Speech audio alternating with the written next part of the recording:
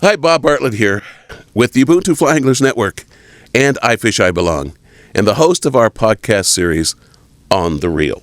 For those of you who are not familiar with us, we are a small group of black and brown fly anglers, environmental activists, and educators from across the country and Canada. It is an attempt to get real with our guests on matters that mean the most to them as black and brown folks. This podcast is consistent with our mission to make visible folks like us who live the outdoor life. The Real podcast, and my name is Nicole Tracy-Lewis, and I'm here with the Ubuntu Fly Anglers Network, hosting this episode of On the Reel. Preferred pronouns are she and her. I live in Ottawa, Ontario, Canada, and I'm coming to you from the unceded territory of the Algonquin and Anishinaabe people. On the Reel is consistent with the mission to make visible and to learn from folks like us, brown and BIPOC folks, who fish on the fly. And today my guest is Ann Brissette. She's here with me to talk about fly fishing. Thank you. Welcome to the show. Thank you for having me. Yeah, so I guess start off telling where you're coming to us from right now. So I reside in Scarborough, Ontario. I grew up in Ajax, so I'm a Durham girl. And this is where I'm at right now. So you said you grew up there. Background-wise, yeah. So I'm first-generation Canadian, and both my parents are Jamaican descent. This world of fishing is quite interesting for them in terms of like what I do. It's been an interesting ride having the cultures together in terms of I like to do things on the ice. Enjoy your Instagram content. Enjoyed meeting Big Frida. You'll have to tell us about Big Frida as we go on. You're one of the few women of color that I've seen on the ice who are out there and who document it through Instagram. Not many of us, right? there aren't. I always try to keep my eyes out when I'm out there to see. I've yet to see others, but I know that we're out there. We're out there for sure. Tell me about your fishing journey. What got you into fishing? First fly fishing, and then tell me about ice. Well, it was actually the reverse for me. Fly fishing was never on my radar. What got me into fishing was ice fishing. So my husband started going out and he was like, I think you'd really enjoy this. And I was like, okay, maybe, I don't know, cool. His second year goes by, and then, around his third year, he's like, okay, let's just go out on a chartered trip, see if you like it. And I was like, okay, cool. All right, I'll do that. Went out, hated it, absolutely hated it. One of my first pictures was from a hut sleeping. It was a slow day. I didn't know what to expect. I was just not happy, but fine, I was out there. Year 2, we tried it again. I enjoyed it. And then year 3 was when we started to build our gear. And we started going out and we started investigating different areas and doing the legwork. And I loved, people call it grunt work, labor is part of it, and fell in love with it.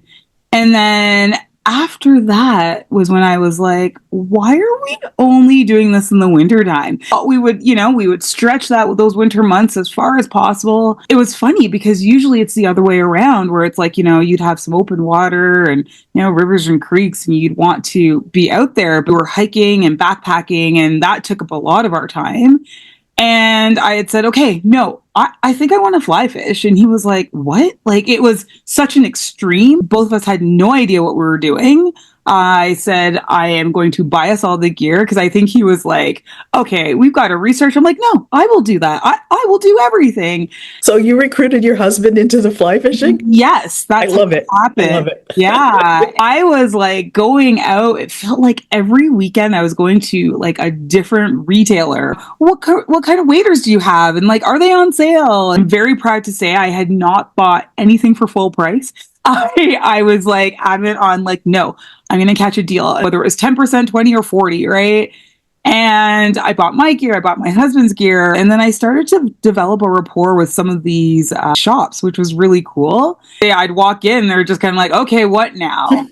It was really cool. I didn't expect it to unfold like that because with the ice fishing world, it was just my husband and I. We were just kind of doing our own thing and just trying to figure it out. Something led to another. We had planned this awesome trip to go out to Nova Scotia, and we were like, okay, we're going to bring the fly rods. It's going to be this whole thing of like learning.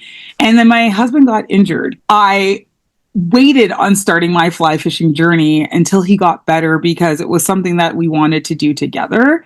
And I would feel so guilty just, doing this thing without him.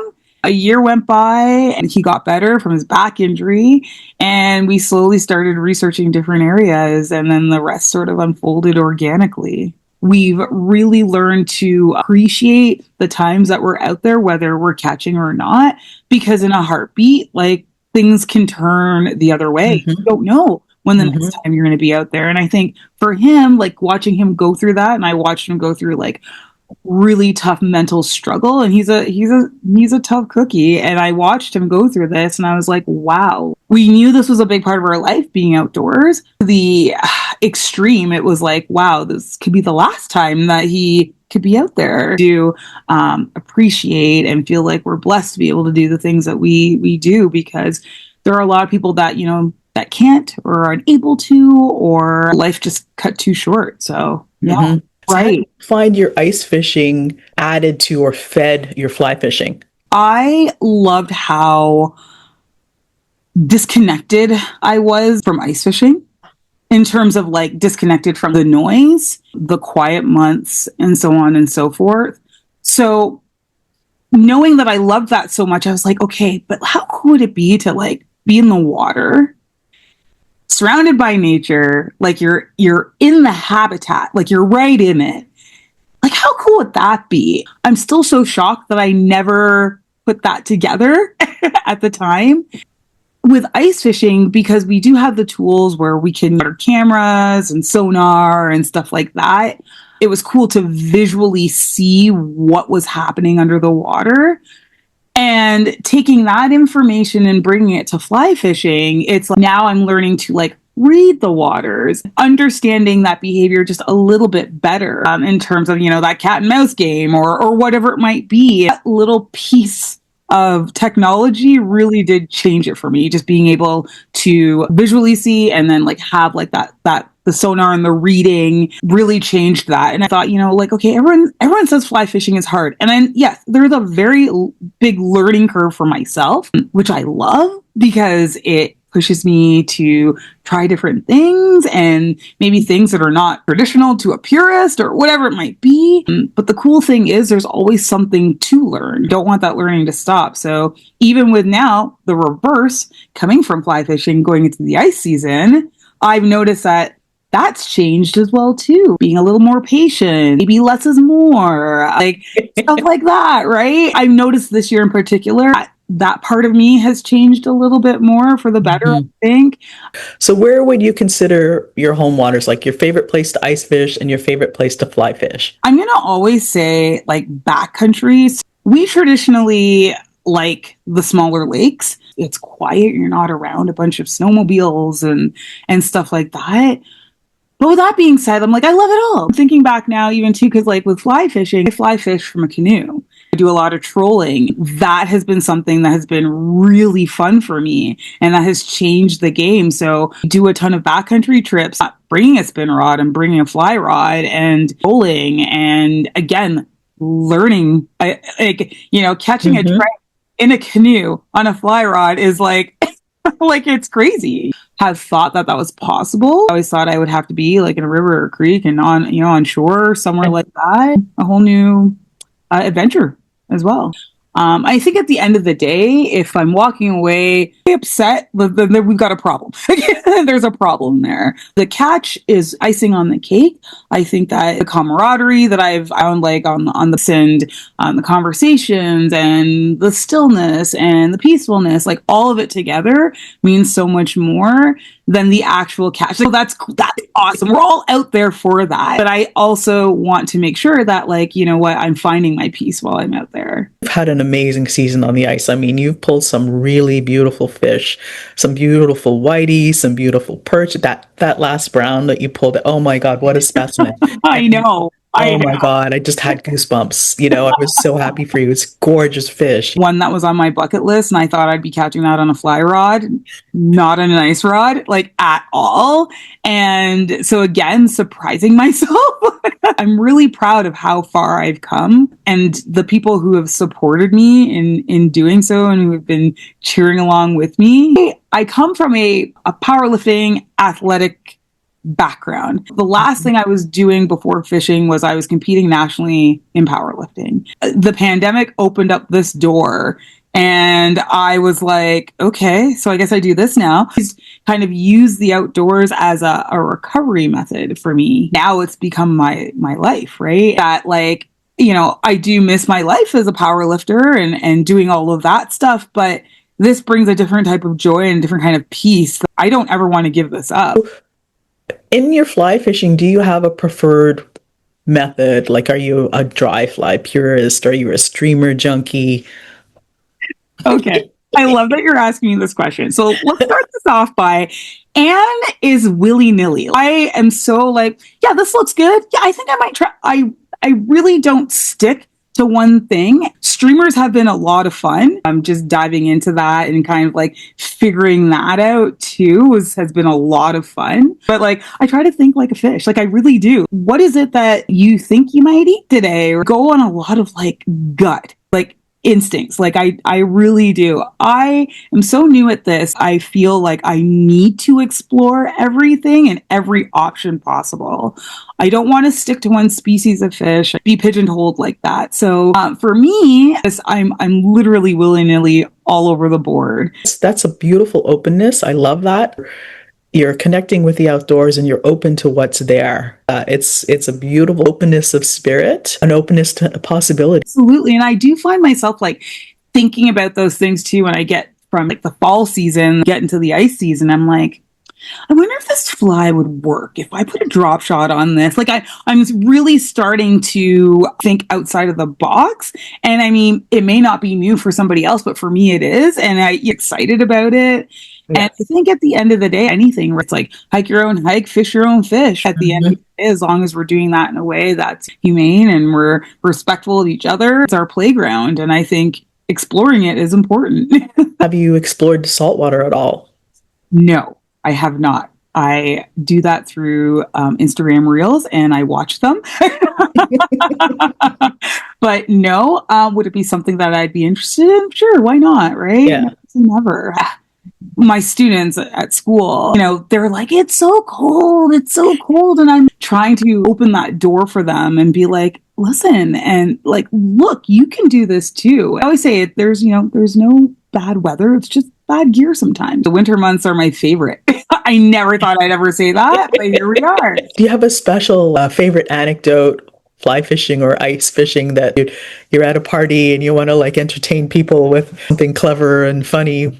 I'm not 100% sure on that one yet. I mean, there are stories that I tell. There are things that I like to say. It's called fishing, not catching. Right? Amongst like the group of friends that I've made within this community, we'll have our inside jokes and funny things. We banter back and forth with each other. I put the teaser before. Tell me a little bit about Big Frida. Oh, Big Frida. Oh my gosh, Big Frida. So Big Frida is my afro. She's wrapped up in twists. So she's put away for the winter. So Big Frida was born in 2020. So for years, I, didn't know what my actual natural curls looked like and decided to grow it out. And I big chopped. I was like, I can maintain, transitioning my curls and my relaxed straight hair, no problem. And then I think it was like by August, I was like, I'm done. I'm over this. Took the leap and I was like, okay, so big chopped my hair. It was probably like 1 inch or 2 off my head. And wow, okay. And I didn't realize how freeing this was going to be and how much this would have added to my actual outdoor lifestyle, being so carefree and not worried or attached to it. As the years went by, she was a little Frida. As she grew and as the humidity hit her and she got big enough that I can throw her on top of my head, she became Big Frida. And she's as wild as the girl who grew her. So the funny thing is that I just love when the frizz gets there, but it's like, I maintain things because I know it's going to be 10 times more work to try to detangle her. Yeah. Yeah. Curly hair is it's a whole different beast. So fly fishing, what would you say, what's your vision for you in fly fishing vis-a-vis the industry? Like, what's your interaction been like about, you had some rapport with some of the stores and they got to know you and they'd see you coming and they'd know, right? And yeah, it sounded like a really positive thing. Tell me a little bit about your vision and your experience and what you'd like to see in the industry. I honestly can't say that I've had a negative experience. And thinking about this journey, everyone has been so helpful and kind to me. I've met so many people from different walks. And I think this is the most camaraderie I've actually felt in a community. Going into it, I was a little bit hesitant because I didn't see anybody that looked like me who did it. And I think slowly I realized that doesn't matter. Like it doesn't matter. And I think we put a lot of focus on the fact that we might be different from each other, sometimes to the point it's a fault. And I think it stops us from doing the actual things that we want to do sometimes. At the end of the day, I think my vision is have all people, all walks, to be able to enjoy and do the thing without having to worry or second guess themselves if they belong in this area or this niche or this spot. I think now it's about one foot in front of the other and saying, you know what?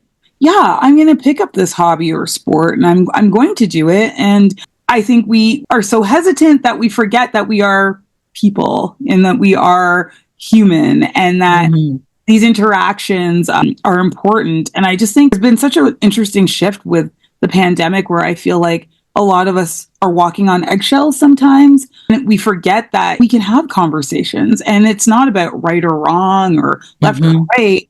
It's just about being open and just doing it. Well, we're all here for a short time, right? Yeah. And I want to make my time a good time. If there is a situation where if I'm pissing somebody off or they're pissing me off or whatever that might be, that's one thing.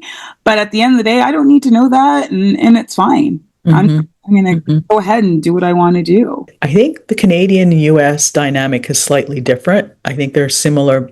We have some parallel experiences, but I think we have some vastly different history in terms of our Indigenous people and how we treat BIPOC people as well. I mean, I'm not saying anything about better or worse, but just different. We have slightly different paths, and I think it colors our experience. Right, for sure. And like I said, I can only speak from what I've encountered and nothing but positive. And even looking at my following online, I have a lot of American anglers who have been such great support. I can't say anything bad. I honestly can't. Oh, that's great. And I mean, that doesn't go to say you're not going to run into that person who's upset and whatever. That's life. And I think it's how we go about it. And I think that's how we plan to move forward from those situations, and how can we turn that negative into a positive should be the focus. We are all human. We all have our struggles and we all have the things that we have to deal with. But if we can make this world a better place, then do it. I really appreciate your time today. I'm really happy to have gotten to know you a little better. Thank you, Ann Brissette. This is On the Reel, and I am Nicole Tracy-Lewis, and I'm with the Ubuntu Fly Anglers Network. See you next time. Thanks again, Ann. Miigwech. In Algonquin, we say miigwech.